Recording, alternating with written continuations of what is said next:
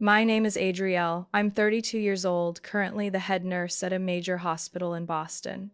I used to believe that if I lived with kindness, worked hard, and stayed sincere, life would eventually give me what I deserved, but I was wrong.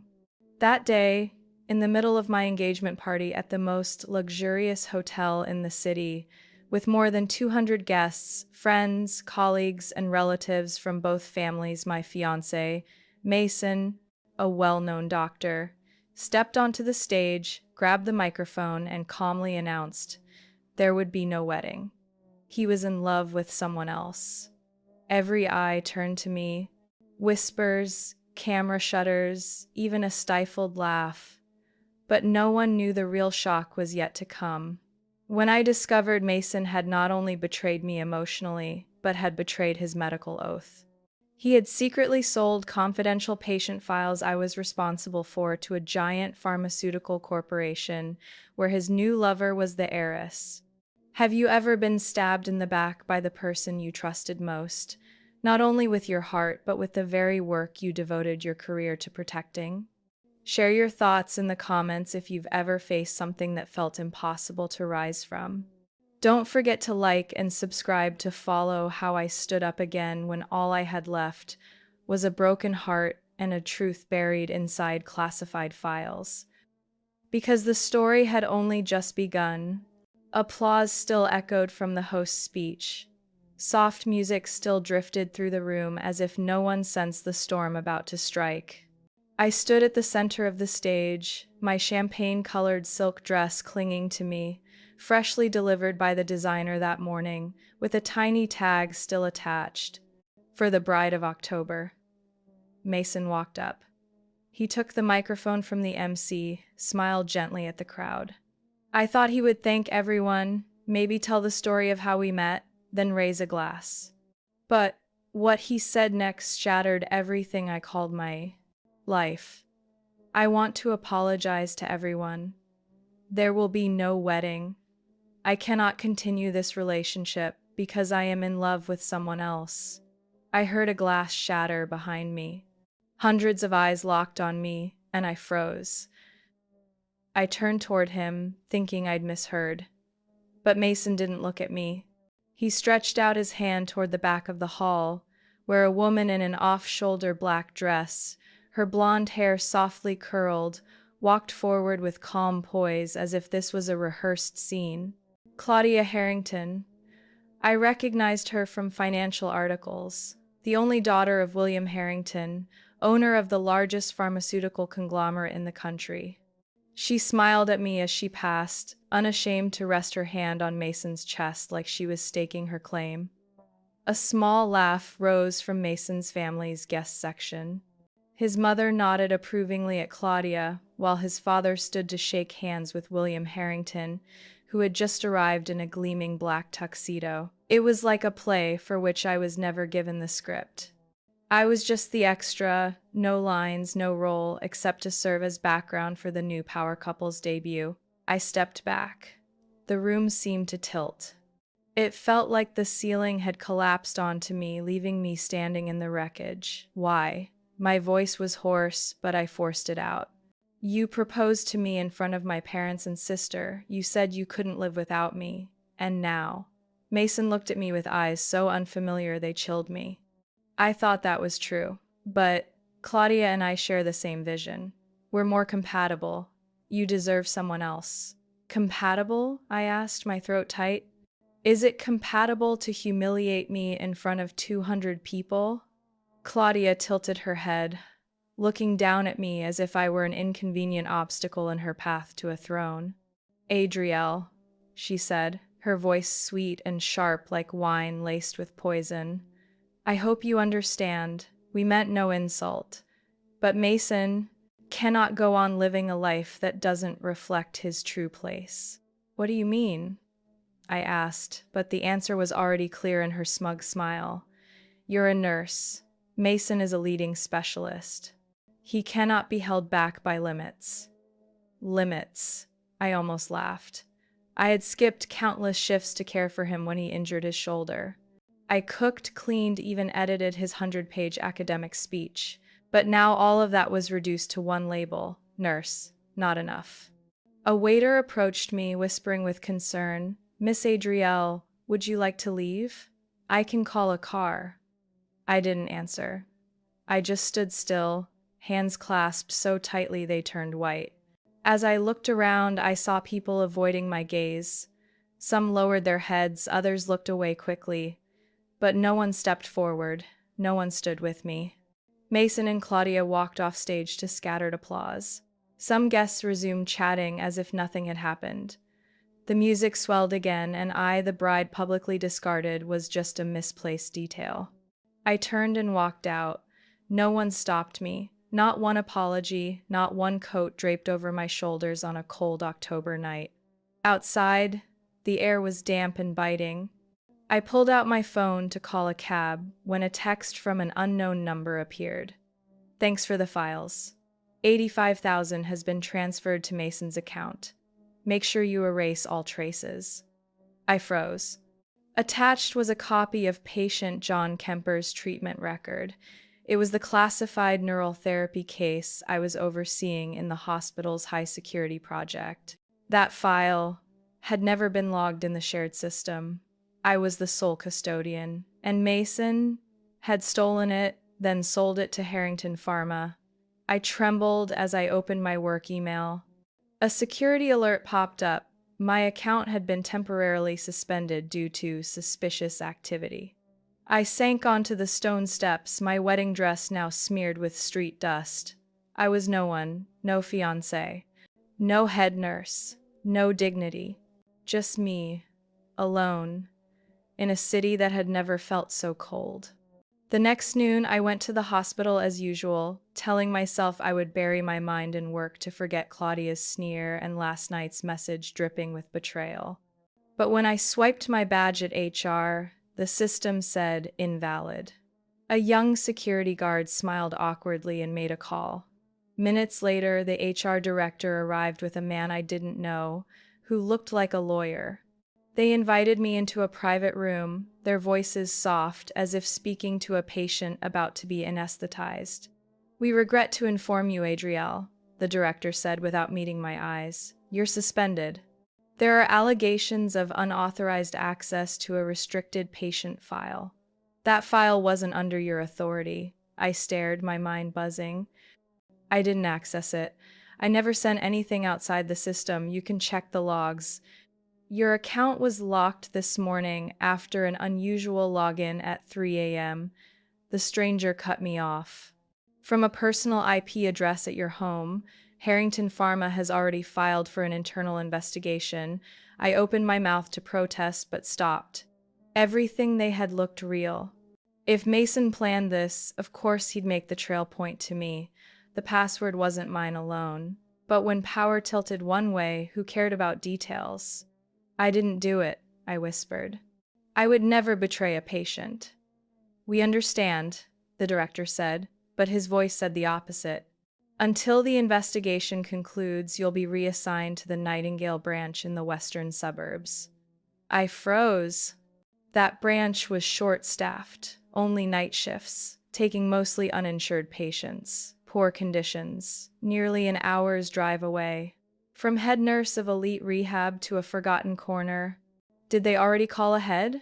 I asked. "It's arranged. You start tomorrow." I nodded, holding steady. "I'll file an appeal." The lawyer-like man smiled thinly. "Focus on your new job. Or hire counsel. But my advice, don't stir it up. The quieter you are, the better your chances of returning." As I left the office, the looks in the hallway had changed. No longer the warm greetings of colleagues, but sidelong glances, averted eyes, as if I'd been struck off the list of trusted. I went back to the apartment. The one Mason and I shared, both our names on the lease.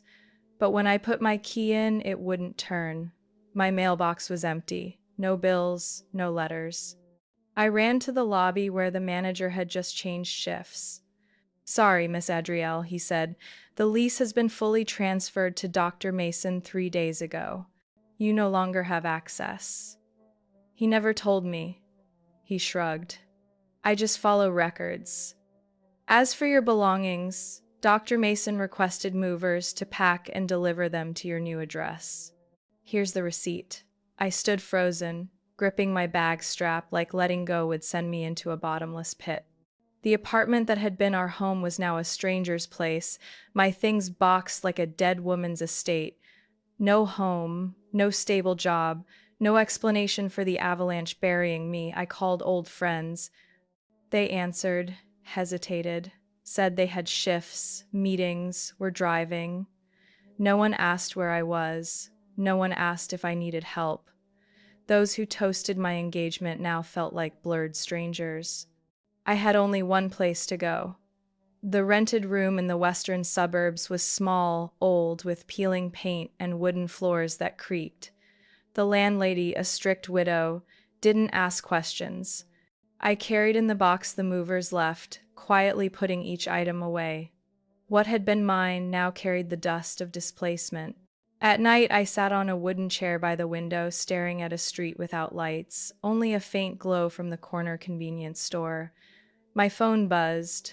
A message from Mason. I'm sorry. Things got out of hand. I never meant to hurt you. Claudia just helped me see the future I deserve. I stared at it. No pain, just emptiness. He wrote it like a colleague after a bad meeting, not to someone who shared his life. I didn't reply. I turned off my phone, pulled the curtain shut, and let darkness fill the room where I hid. No one knew I was here. No one needed to. I lay down, the thin blanket no match for Boston's autumn. One thought echoed. I hadn't just been betrayed. I'd been systematically erased, deliberately cast out, and the worst part, they believed I wouldn't have the strength to rise. Late the next afternoon, as I sat on the window ledge, cold tea in hand, my phone lit up with a call from an unknown number. I almost didn't answer, but something told me I should. Adrielle? It's me, Margaret Porter. The name was familiar. It took me seconds to place it. She'd been head nurse at the hospital where I did my final internship, a stern but fair woman. Hello, Margaret. It's been a long time. I heard about what happened. Her voice carried no pity, only calm firmness. Things moved quickly, but I believe you didn't do it. My throat tightened. After everything, someone still remembered how I had worked, how careful I was with every case. Thank you, but you probably guessed I'm no longer at the hospital. Good, she said, surprising me. Because I have another job for you, less politics, but requiring discipline and absolute discretion. I stayed quiet, waiting. Have you ever heard the name Jonathan Hayes? I raised an eyebrow slightly. Jonathan Hayes was one of the most recognized figures in medical technology, the man who built the groundbreaking neural support platform, once featured on the cover of Forbes as the mind behind the revolution in spinal cord injury treatment. Yet, for the past few months, the media had been unusually silent about him. He had a skiing accident 8 months ago. Chest trauma, affected from T5 downward. He can't walk on his own. The hospital tried multiple treatments, but he refused traditional rehabilitation. Since then, he's lived in seclusion at his estate in Westfield Heights. You want me to be his nurse? Not just a nurse. Margaret's voice grew more serious. Someone who can handle his irritability, coldness, and at times his domineering behavior. You'll live there, overseeing all his personal care and rehabilitation. Full-time. And Adrielle, I'm not joking. 3 people quit before you. The last one lasted only 4 days. I looked down at the cold cup of tea, my hand trembling slightly. Why do you think I'd be a fit? Because you're not just skilled. You can endure in silence and rise when you're pushed down. Jonathan doesn't need pity. He needs someone who isn't afraid of him. I sat quietly for a long time. Maybe in another circumstance I would have said no, but now I had nothing left to lose. No home, no reputation, no one on my side. What's the pay? $15,000 a month, including room and board. And if you stay 6 months, there's a bonus. You'll have your own private quarters, fully furnished. But you must keep everything in the house absolutely confidential. I took a deep breath. I'll come. The next morning, a black car picked me up outside the boarding house. The driver wore a suit, didn't say much, just nodded and opened the door. As the city blocks slipped away behind the window, I felt like I was leaving an old world and stepping into an entirely different chapter. Westfield Heights appeared like a place not meant for ordinary people. Mansions hid behind tall fences and electronic gates. When the car turned into the private road leading to the Hayes estate, I nearly held my breath. The house stretched wide, with silver-gray roof tiles, reinforced glass, and granite giving it a cold, commanding presence. The main doors, nearly 10 feet tall, opened automatically as the car approached. I stepped out with a small suitcase in hand. Margaret was waiting on the steps. "Welcome to the world of silence," she said, her lips curling into a faint, unreadable smile. "Jonathan's quarters are on the east side. Yours are on the west. Between them is the therapy room, the central kitchen, and a connecting hall. Every morning, you'll start at 6 a.m. I followed her through carpeted corridors, soft white light from pendant lamps casting an atmosphere that was both warm and isolating. Every step echoed in the stillness, as if I were walking deeper into a stone labyrinth. My room was larger than my old apartment, pale gray walls, oak furniture, and windows opening onto a private garden. On the desk sat a folder, medication schedule, medical details, and recommended therapy activities. "Does he follow this?" I asked, flipping a few pages. Margaret folded her arms. "No, you'll have to make him." I nodded, saying nothing more. That afternoon, I changed into my uniform, tied my hair back, and walked the corridor toward Jonathan's wing. The door was shut. I knocked twice. No reply. I tried the handle. Unlocked. Inside, the room was minimalist but refined walnut-paneled walls, soft amber light reflecting off a huge window overlooking the valley. Jonathan Hayes sat with his back to me, his sleek black wheelchair blending into the carpet. Sunlight fell on the shoulders of his dark gray sweater. From behind, he looked like a statue, still and formidable. "I'm Adrielle, the new nurse," I said. He didn't turn. "Margaret told me not to wait for an invitation to come in, so I'll begin as scheduled." A short, dry laugh, sharp as a blade.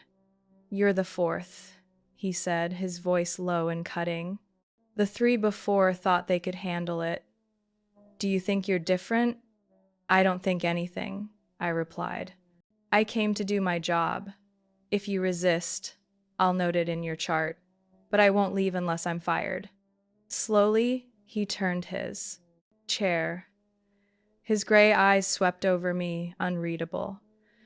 But beneath that icy surface, I saw something I recognized, the same look I'd seen in my mirror on nights I survived betrayal. "1 week," Jonathan said. "I give you 1 week before you pack your bags and leave." They all did. "I didn't come to stay," I answered, holding his gaze. "I came to work." He laughed, not mocking, but like someone brushing against a crack in a mask worn too long. I opened the medical log, checked his vitals. My heartbeat steady, my hands firm as I wrote. Condition stable. Patient resistant but retains recovery potential. High psychological defenses. He watched me the entire time. "You don't ask why I'm not in a hospital?" "No need," I said. "Because you know better than anyone. Hospitals can't treat what you carry." A brief silence.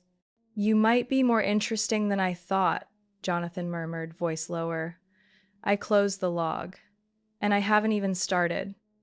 My first day at the Hayes estate passed in near absolute silence. No ringing phones, no TV, no idle chatter from staff, like in other wealthy homes. Everything in the house was automated lights, doors that opened soundlessly as I walked past. The building seemed designed to swallow sound, leaving its occupants no choice but to face themselves.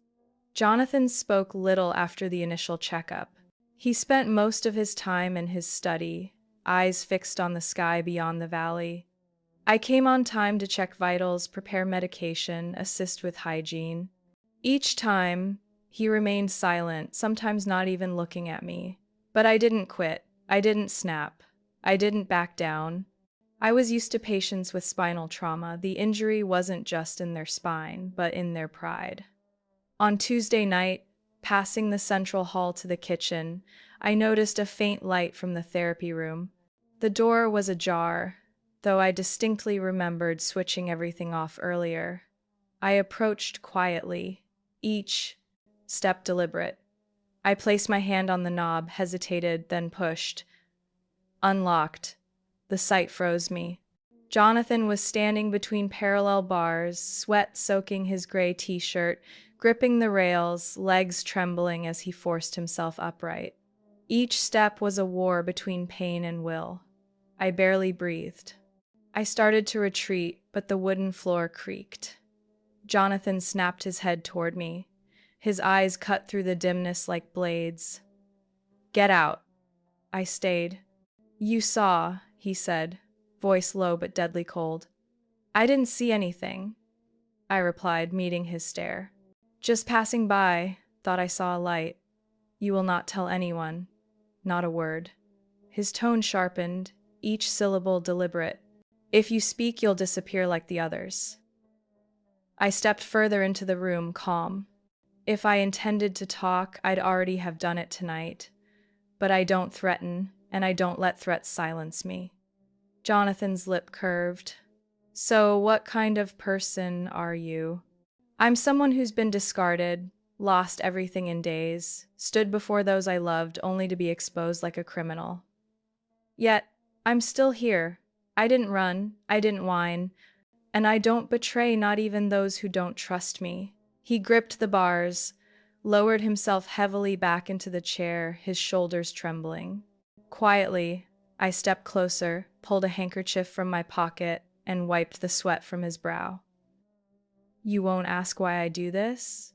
I assume you have your reasons, and I have mine not to force someone to reveal what they're not ready to." Silence hung between us. Jonathan stared at me longer than usual. "Tomorrow, 6 a.m., I want structured rehab. But not through Margaret. You'll log my chart as normal. No mention of me standing. Not a word of what you saw." I nodded. Understood. As I left the room, I passed a large mirror near the door. Reflected was a thin but upright figure, cane in hand, eyes forward, Jonathan Hayes, once thought permanently broken. And me now holding not just a critical medical secret, but perhaps the only crack in Jonathan's armor. A crack that might lead to a storm bigger than I imagined. That night, I couldn't sleep. I sat by my window, moonlight spilling onto the carpet, thinking about what remained unsaid. Jonathan didn't want anyone, family, media, even his company's board, to know he was recovering, which meant someone was watching, waiting for him to fail. And he was playing a game of chess no one else had seen. I didn't know if I had just stepped onto that board or if I was already a piece in his hand. But one thing was certain, I wasn't the same woman anymore, not the one cast aside without explanation. Maybe here, in this glass-walled mansion among the quiet hills, everything had only just begun to move. The next morning, when I brought Jonathan's medicine tray, he sat at his desk, light streaming across his black sweatered shoulders, his face sharper than usual. I set the tray down, arranging the pills as scheduled. "Did you sleep?" His voice low, not quite friendly, but less sharp than usual. "Enough," I said, glancing at his laptop. Lines of code raced across the screen, alongside a neural interface simulation I'd once seen in a conference. Jonathan typed a few commands, then looked at me. "You read medical papers off the clock?" "I read nearly everything your team published on functional neural stimulation.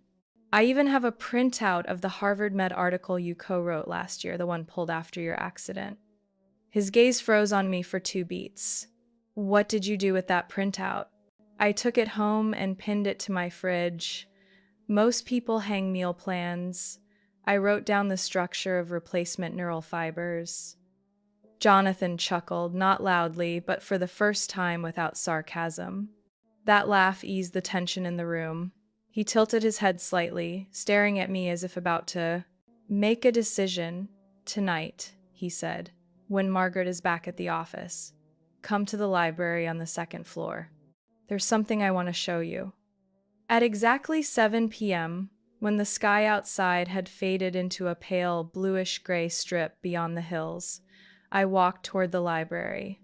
The room was vast, bookshelves stretching from floor to ceiling, the scent of wood and old paper mixing with soft golden light. Jonathan was already there, his wheelchair drawn close to a steel filing cabinet. I thought I'd never let anyone else see this, he said, resting his hand on the lock. And what privilege do I have? You didn't leave when you saw me standing. You didn't flinch when I threatened you. And you don't look at me like a victim. That's enough. He turned the key. The cabinet opened to reveal several leather-bound files, hand-labeled. He pulled out a thin folder and handed it to me. I opened it. The first page was a medical report signed by Mason. Diagnosis: T5 spinal cord injury, irreversible, no electrical response in the lower limbs. At the bottom was the signature, Mason Morris, attending physician from Harrington Neurological Research Division.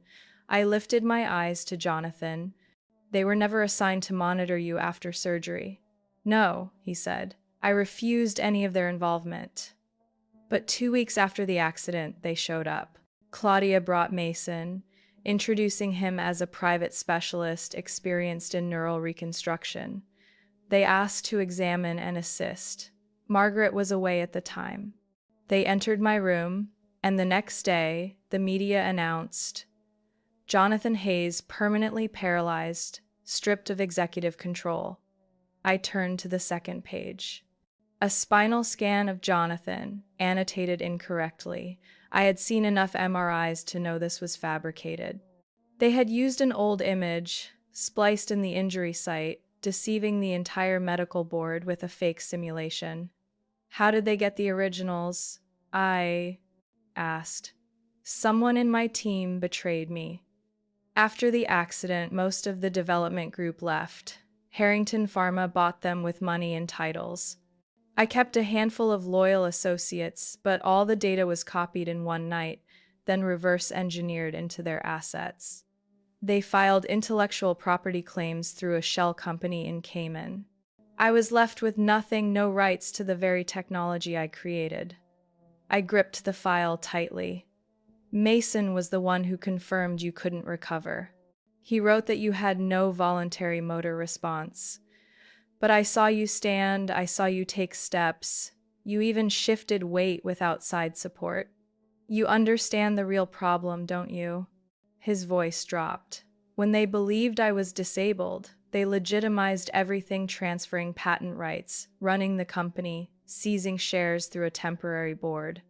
All they needed was for me to remain motionless a few more months to finalize the merger. I carefully set the file back into its cover and drew a deep breath. They don't just want the technology, I said slowly. They want to bury you alive. Jonathan leaned back, his face no longer cold, but carrying the weariness of someone who had fought not to heal his body, but to keep himself from disappearing.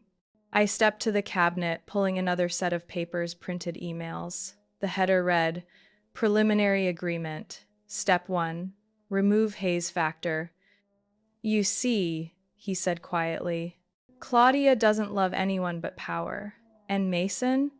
That man sold his honor for a place beside her in Harrington's empire. I flipped through the pages. Each line was chillingly ruthless. My own name appeared in one section. Don't worry about the new nurse. We already have someone in place to manage information if needed. They think I can be bought, I said. Or eliminated, like the 3 before you. A shiver ran through me, not from fear, but from realizing how vast this plot truly was. Mason hadn't just betrayed me romantically. He had turned me into a pawn, a disposable piece to cover their tracks. "What are you planning to do?" I asked, my voice hoarse. Jonathan didn't answer right away. He rolled toward another bookshelf, pressed against a panel, and revealed a hidden compartment. Inside lay the original design for a spinal stimulator signed in his own hand. "We're taking it all back," he said, not with shouting. "With evidence, strategy, and, when necessary, silence." I held the blueprint, its metal edges warming in my palms. "And if they find out we're preparing?" Jonathan locked eyes with me.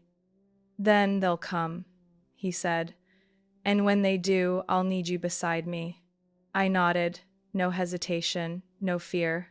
Not because I instantly trusted him, but because I had never seen anyone so broken stand up with eyes like his. The days that followed passed with mechanical rhythm, yet inside the estate, behind quiet corridors and locked training rooms, we began shaping something like a plan. No one but Jonathan and I knew. Even Margaret thought he was making minor progress in therapy, enough to reassure her, but not enough to spark suspicion. Every morning at 6 a.m., without fail, Jonathan stood longer, breathed steadier, each step between the bars more controlled. I supported him silently, leaving no trace. Adjusted posture, logged skin temperature, blood pressure, reflex checks. On rainy days when he barely spoke, he still pushed through, sweat soaking his shoulders, gray eyes sharp with focus. At night, when the rest of the world lit up or slept, we sat across from each other at his desk. He let me access hidden accounts, unreleased data, unregistered patents, hundreds of encrypted emails he kept like a soldier guarding a weapon under his pillow. I was allowed to see everything. No restrictions, no oversight. "If you wanted to betray me," Jonathan said one late night as I decrypted an email, "between Claudia and an executive in Zurich, you would have done it already." I only shook my head, not looking at him. "I'm not here to betray you. I'm here because they thought I was easy to discard, and I won't let them be right again." Jonathan was silent for a long time. Then he typed another command, opening a larger data set. Cayman bank accounts appeared. One name made my blood run cold: Morris Holdings Limited. Mason Morris's account. "I traced it through cryptocurrency transfers," Jonathan said, pointing at the dates. "Right after the fake medical reports went public, over $2 million landed here, labeled as legal assurance fee for the takeover." My hands clenched. "Mason sold you, and used the money to buy his seat at Harrington Pharma. And to force you out of the hospital," Jonathan added. "I found your apartment lease altered, your signature forged to legitimize your eviction." My anger wasn't fiery anymore. It had hardened, cooled, like ash waiting to reignite. I walked to the cabinet, pulling the original patent contract, the one Jonathan had signed before being drugged and coerced into signing over. His name still there, handwritten in blue ink. I handed it to him. "We need to prove this is the original," I said. "If necessary, I'll testify. I'll swear I saw it in your safe the same day I started working here. And if they demand timestamp verification, I'll reconstruct system logs through old cameras, server access records in the estate. Don't forget I worked in clinical data control." Jonathan smiled faintly.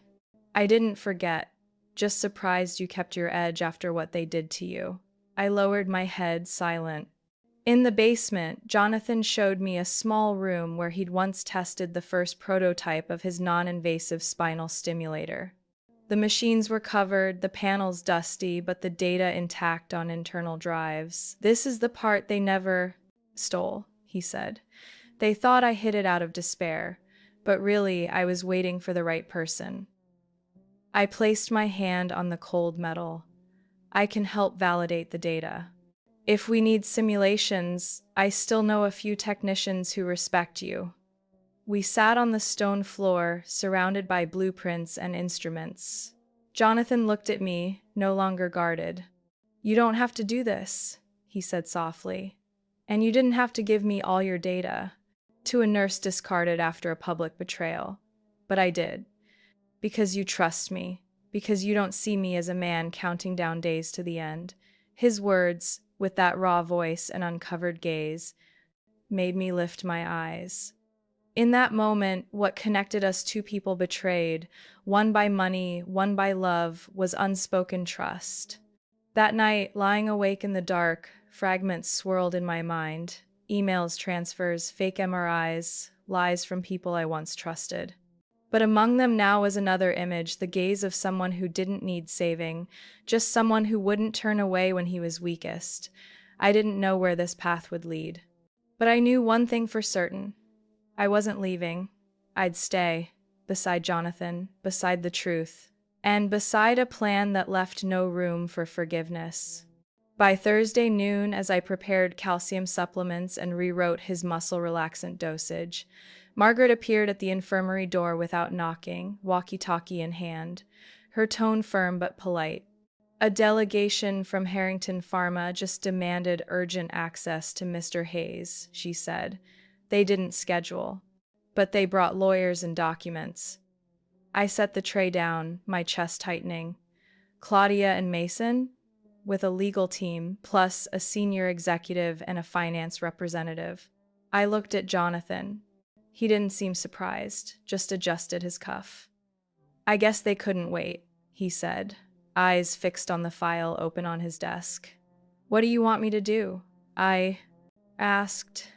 Remember every detail. Don't react, don't interfere. Just observe and prepare. Prepare for what? For the moment they reveal themselves, he replied simply, rolling out of the room, his back straight and eyes brighter than any morning I'd seen. I followed him through hushed corridors.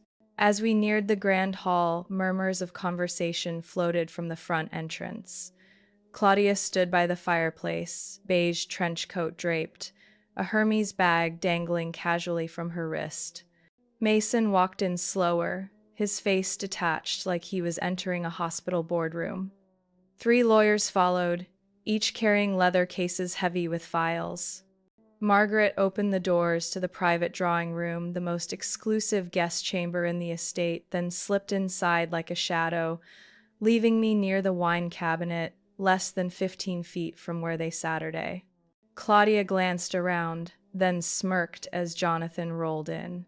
"Dear Jonathan," she began, "we don't want to trouble you, but for the financial and legal safety of both sides, we must proceed with this today. I suppose it's about the intellectual property you couldn't wait long enough to steal completely," Jonathan replied, his voice light as a breeze. The lead attorney stepped to the table and pulled out a contract nearly 100 pages thick. "We're here with a proposal for temporary ownership adjustment," he said. "Because your health has stalled the development of the current technology, Harrington Pharma is willing to provide financial backing, staff, and operational structure to bring the product to market." I kept calm, watching every move.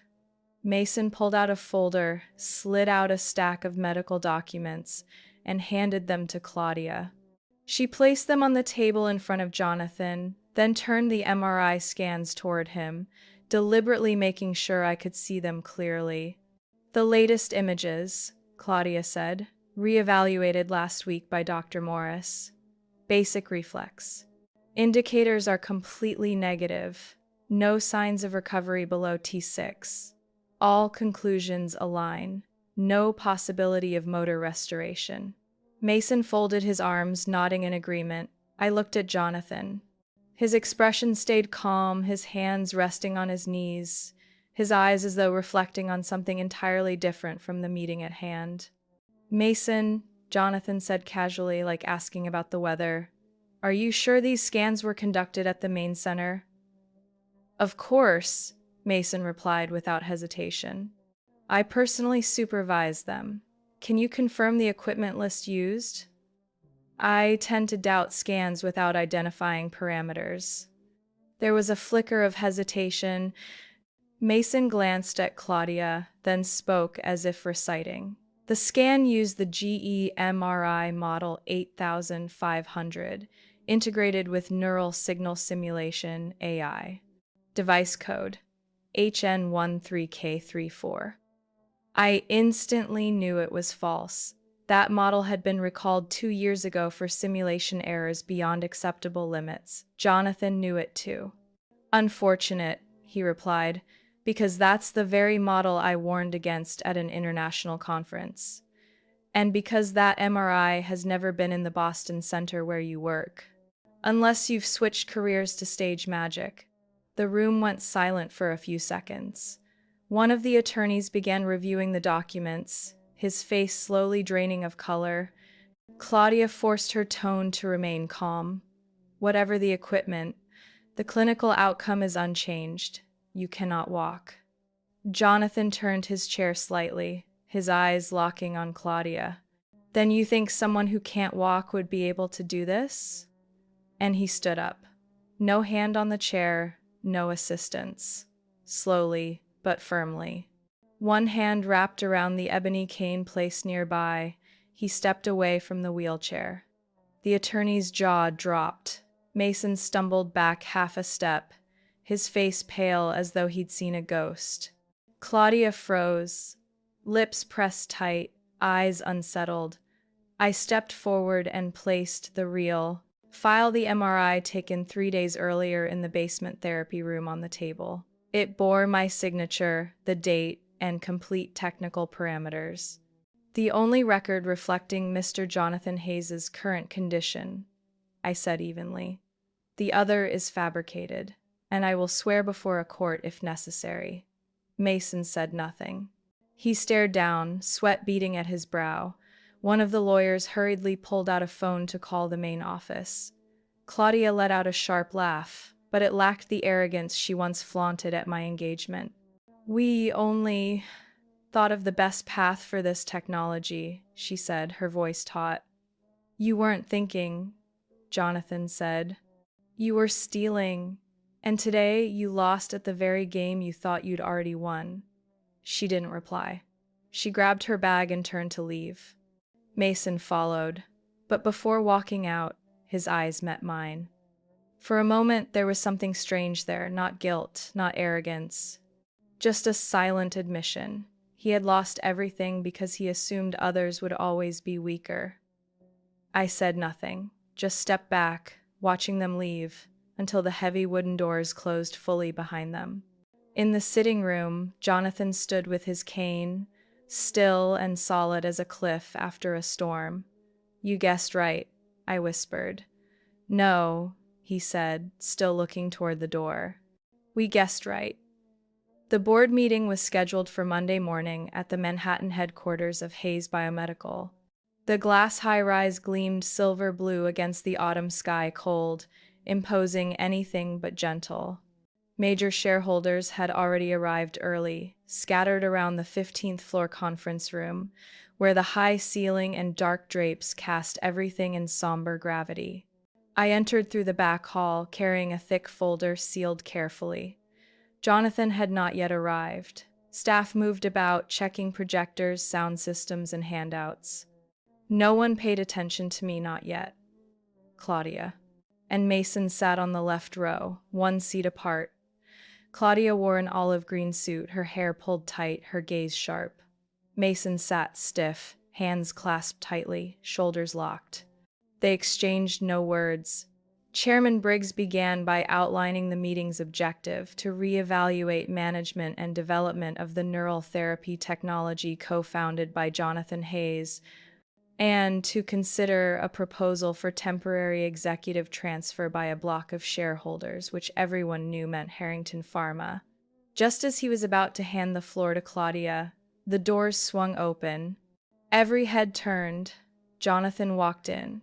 No wheelchair, no aid. Just a man moving steadily, cane in hand, back straight, eyes alight. A few people gasped. Others exhaled as though they'd seen the impossible. Chairman Briggs sprang to his feet. Jonathan, you can walk? Jonathan didn't answer right away. He stepped slowly to the center of the room, stopping before the long glass-covered table. It's not that I can walk, he said, his voice low yet resonant. It's that I never lost that ability as you were told. The silence was thick. Someone dropped a pen, but no one bent to retrieve it. Every eye was fixed on Jonathan and on me as I stepped to his side, opened my laptop, and connected to the large screen behind the board. Before any proposal of transfer or restructuring is discussed, I said clearly, we'd like to present evidence of serious internal fraud. The first audio recording played. A gravelly male voice, unmistakably Raymond Harrington, Claudia's father. Don't waste effort trying to fix him. That crippled genius is only worth squeezing dry, then discarding. Several board members flinched. One covered her mouth, another leaned to whisper urgently to an aide. I moved to the next file, a digital ledger of offshore Cayman accounts under a shell company signed by Mason, matching payouts labeled medical consulting to create falsified reports. Then side-by-side MRI images. One, the forged version Harrington Pharma had released, claiming Jonathan permanently paralyzed. The other, a recent scan proving the opposite. Verified signatures and machine codes confirmed authenticity. Claudia stayed silent, her complexion pale. Mason leaned forward as if to object, but collapsed back into his chair, knuckles white. Jonathan stepped forward. This isn't clerical error. It's a deliberate conspiracy designed to seize patents my team and I spent 10 years developing. Briggs nodded slowly, then turned to the legal team at the end of the table. All temporary transfer proposals must be frozen, he said. And we open immediate internal investigation. I handed him printed copies of notarized evidence. An older board member, Mrs. Chen, who had long opposed Claudia's questionable maneuvers, spoke firmly. Ladies and gentlemen, I've served in medicine for nearly 4 decades. Never have I seen such an insult to professional ethics. Without Jonathan, this technology wouldn't exist.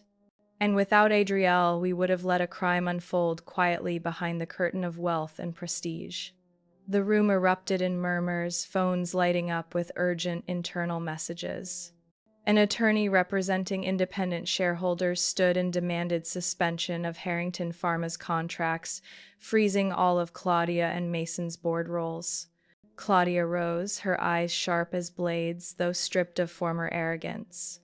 She stared at Jonathan for a long moment, then said softly, "You've chosen the harder path, and it won't end here."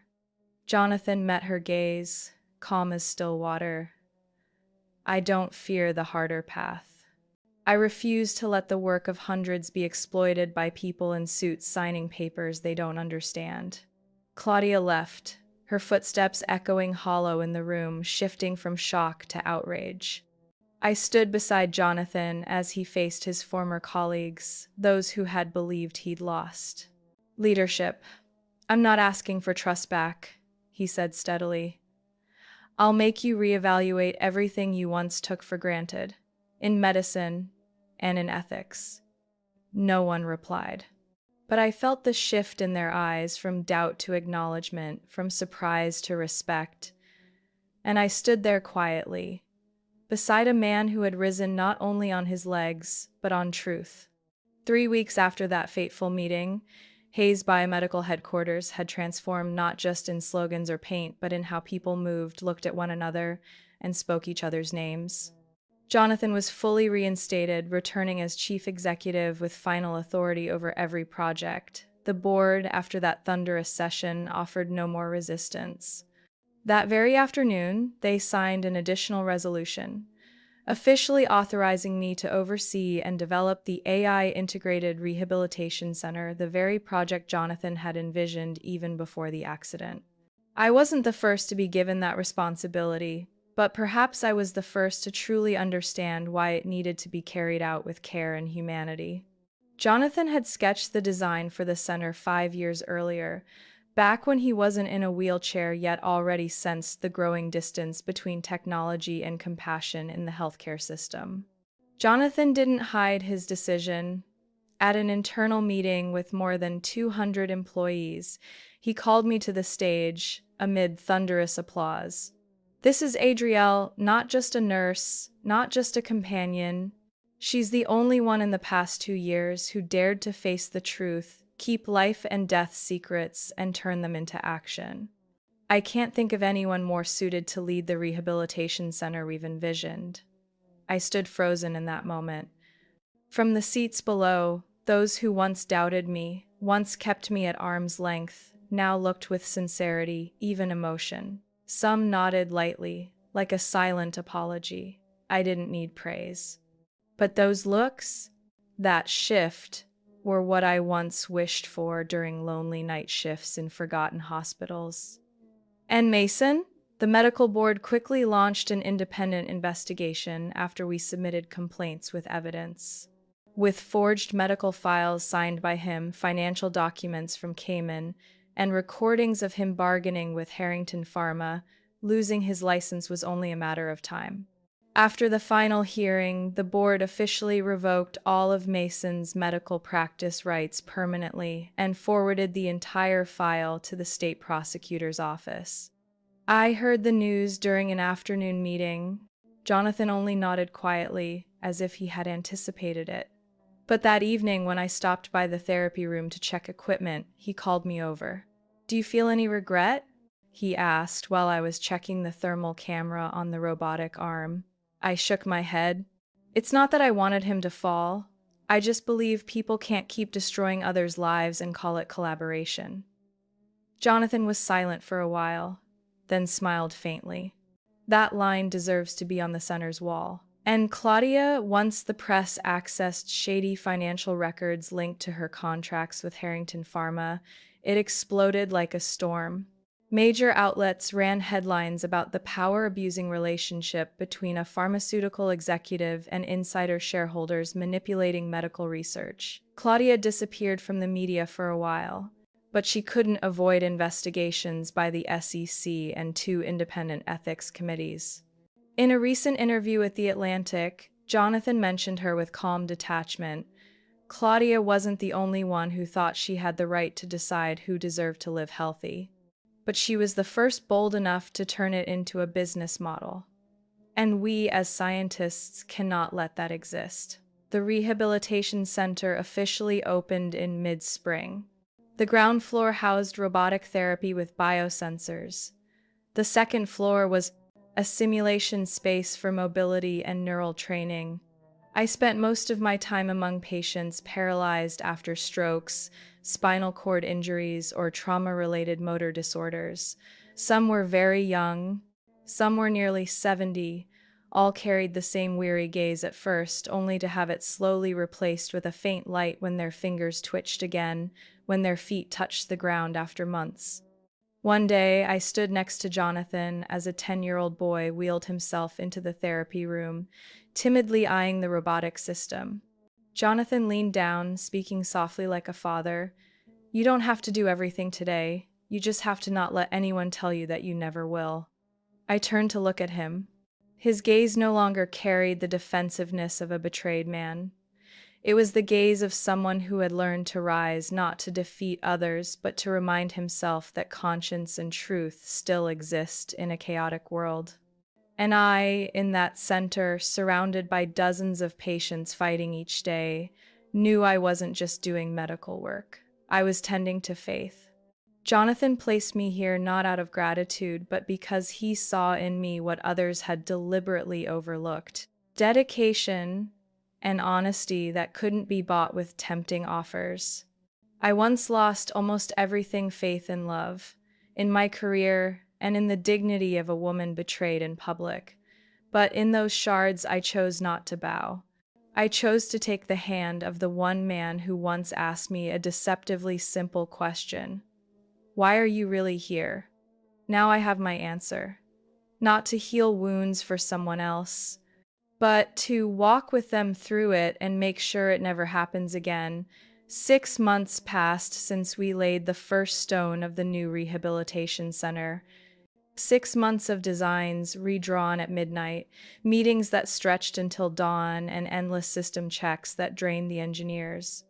But one clear morning in early June, As sunlight washed over the glass panes of the new building, we knew what we worked for was real.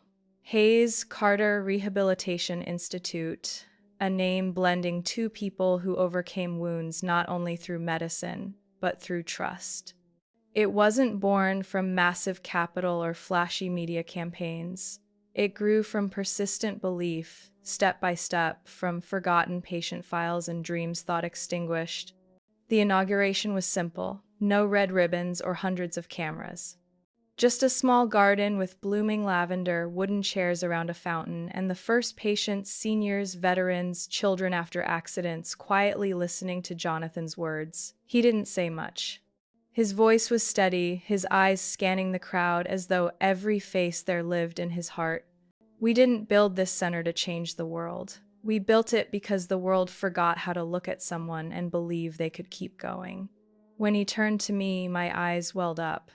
He pulled a small wooden box from his pocket and placed it in my hands, in front of the medical board and those who had walked this journey with us. I opened it. No ring, just a silver key engraved with two names. On one side, Jonathan. On the other, Adriel. In the center, an infinity symbol intertwined. Jonathan looked at me gently. This is a promise, not a man's promise to the woman he loves, but a companion's promise that you'll never have to walk alone again. I needed no other ceremony. Holding that key, I felt more than ever that I was standing inside the family I once thought I'd never have. From a woman left humiliated before hundreds, accused, betrayed, cast aside as unworthy, I had stepped back into the world on my own breath. Each day, I walked the bright hallways of the center, stopping by recovery rooms, hearing small sounds that shook me to my core, the shuffle of tentative steps, a child's laugh as an arm, once stiff as stone, lifted, the hum of biometric machines recording muscle regaining strength. Every sound was a symphony of hope. There were patients who had waited 15 years just to extend a finger, a grandmother who fell into depression 3 times after strokes, mothers who carried children hundreds of miles, believing this place might help them sit up. They all reminded me that what we were doing wasn't saving lives, it was returning what medicine often forgot: belief in oneself. One evening, as I was finishing a report, my phone buzzed. I almost ignored it until I saw the sender. Mason. The preview read, "I know things have gone too far. I only hope you'll—" I stopped, not scrolling further. My eyes lingered on that unread line, without a single flicker of emotion. No anger, no hate, only the stillness of a lake after a storm. I deleted it without hesitation. A man who built an entire life on deception deserved no forgiveness and had no place in mine now. Claudia, too, vanished from headlines. She once had everything: power, prestige, connections. But she lacked the wisdom to know the limit of greed, and once it crossed the line, all that remained was silence no one cared about. As for me, I lived simply.